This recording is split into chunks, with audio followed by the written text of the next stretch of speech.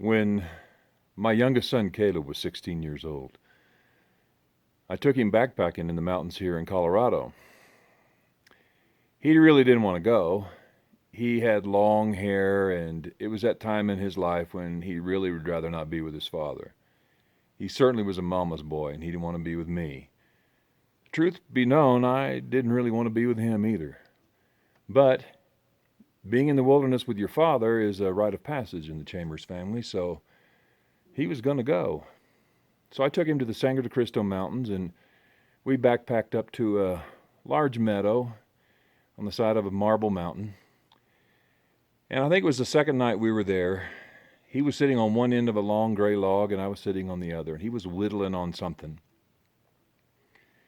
He did not want to be there, and I was poking around in a little fire I'd built, kind of just wondering, how in the world am I going to reach this kid? How am I going to get to where we connect?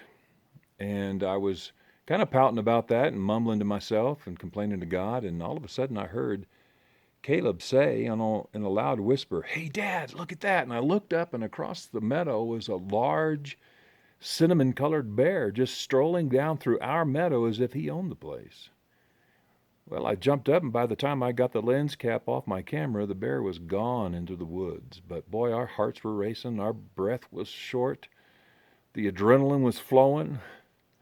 We were so excited that we'd seen something that dangerous that close.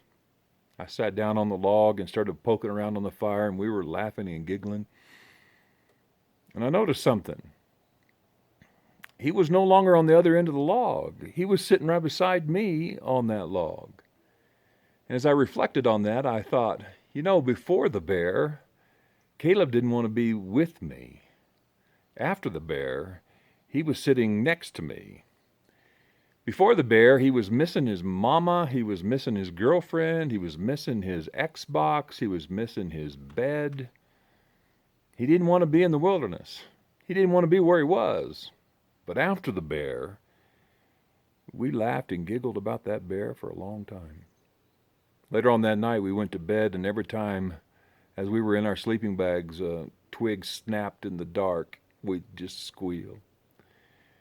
And then everything would get real quiet, and I'd have a low growl in my voice and grab his leg, and he would just squeal, and then he would do it to me. We had a great time. Turned out really well. I've reflected on that over the years, and I've come up with a couple of things about that. Number one is sometimes I wonder if God does not allow danger into our lives so that we'll move closer to Him on the log, be close to our Heavenly Father.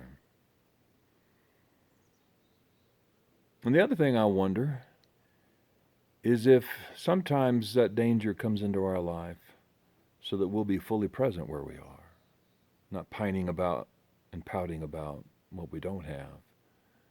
Be fully conscious and present where we are. That might be why Jesus said, "Give us this day our daily bread," not "give us this month our monthly bread." May you find a way to look at your world and slide down the log towards your Heavenly Father and be fully present where He is. I promise you, you'll be safe.